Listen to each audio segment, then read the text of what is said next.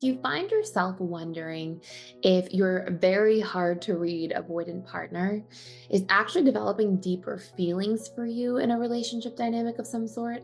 Well, if you're not sure and you're willing to find out or wanting to understand, in today's video, we're going to go through 6 major things avoidant attachment styles tend to say and do when they're falling in love. And this can be used as a way to decode your relationship with an avoidant to make things a little more clear and straightforward to read. Now, if you're new here to this channel, my name is Thais, and I'm the founder of the Personal Development School. I put daily content out here on YouTube, so please subscribe if you don't want to miss any daily content about the subconscious mind, attachment styles, and how to really thrive in our relationships. And I really appreciate you being here to listen.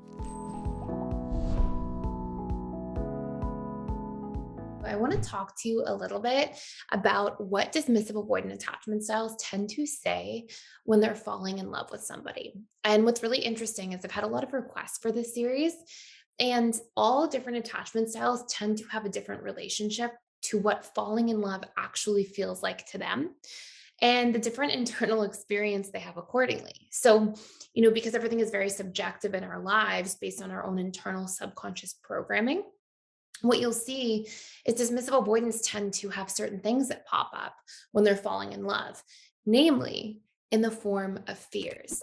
And so the filter of the way that they express their love through, or the filter they express their love through, the way this will sort of be depicted on the other end is that they'll communicate with some of these fears attached. So we're going to talk about some phrases that I've commonly heard in my client-based practice in the past, as well as things that different students have mentioned in the school and workshops, things like this, as they're really starting to develop strong feelings. And we'll really unpack what this is all about. So one of the first things is that dismissive avoidance will tend to communicate in like a distilled way. And I've had countless, literally countless conversations with DAs over the years who have said things like, when I'm really unpacking their internal reality with them, who have said things like, oh, I feel like a tremendous amount of feelings towards somebody. But then they'll express themselves. And when they express themselves to that person, it's almost like that fear of vulnerability really like constricts the way that they express themselves. So in a client session with me, when there's no, vulnerability towards their partner and, there's no like, fears attached to me really, then I'll hear somebody say like, I'm really feeling feelings of love. Like I've never felt like this. I can't imagine myself like not having this person in my life. And I'm terrified of like the relationship failing in some way. And then they'll talk to me about how they express to their partner that they're really developing these strong feelings. And they'll say things like, I'm really happy in this relationship. And I'll be like, what about the things you told me? And they'll say things like, well, I did say that to them. And what DAs are not realizing is this subconscious, again, lens that they tend to sort of almost express information through, because that lens consists of subconscious programming that entails the fear of vulnerability.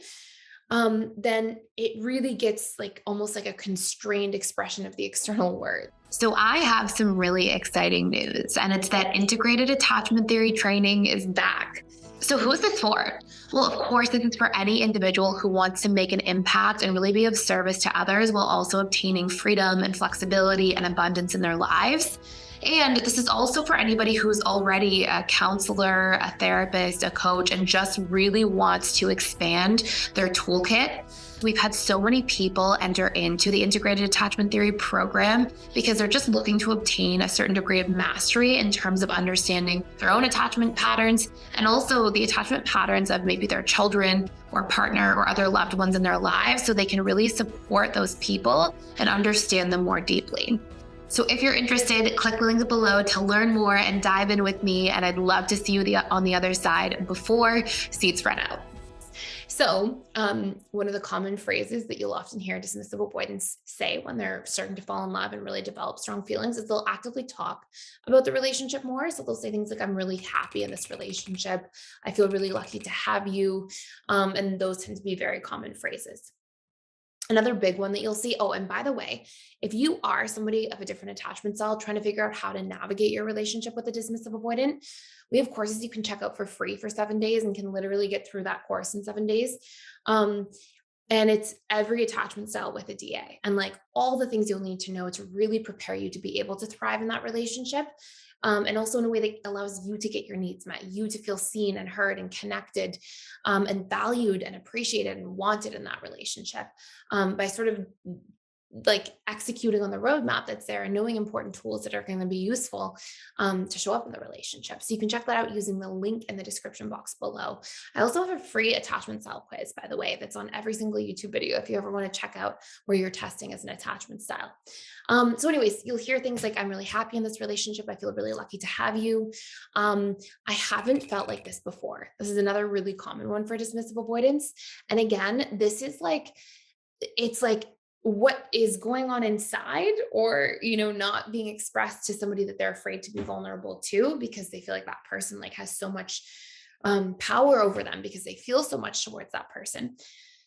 What you'll hear in a client session is something like, I definitely am in love with this person. And they won't say it, they won't go over the top and talk about this in a tremendous amount of detail. But they'll say, like, I feel feelings of love for sure. They'll definitely more openly express. And then to their partner, they'll often say things like, I haven't felt like this before. So again, it's this very like distilled, it's almost like the reeled in version by 70%. They're almost like expressing 30% of their inner worlds, because they don't tend to have over the top expression. Another thing you'll hear, especially as they're kind of more falling in love, is like, wow, I really enjoy our time together.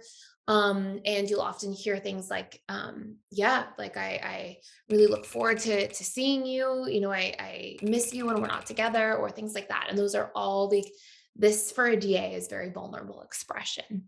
And then one of the last things that you'll commonly hear is, I really don't want anything bad to happen. And it's because like dismissive avoidance in their history of programming, when they really felt attachment, they often felt neglect. And that neglect caused them to have to push somebody away as a strategy, to sort of feel like, okay, I'm back in control of how I feel, because just being open and vulnerable to somebody who's neglecting and rejecting me doesn't feel good. So their stored subconscious associations relative to attachment are generally quite negative. And so sometimes when they start to really feel feelings, some of these underlying subconscious, sort of previously dormant fears will pop up towards the surface. And this is where you'll hear a lot of like, I don't want anything bad to happen, because they're kind of seeing through that lens of like, I feel a lot and I know what comes next and it's not good. And so I start to sometimes express those fears.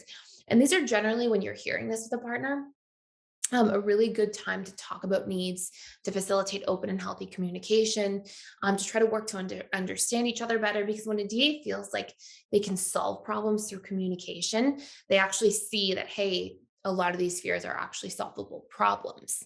But when that doesn't happen, and there isn't a progression towards more vulnerable, but also types of communication that allow a problem to be worked through and resolved, then dismissive avoidance start to feel like, oh my goodness, what would I do? And they can sort of go into restraint and self-protection mode. So hopefully this made a lot of sense to you, and let me know any questions you might have in the comments down below. And thank you so much for watching. Thank you for being here. Please like, share, and subscribe to this channel if you haven't already, and I will see you in the next video.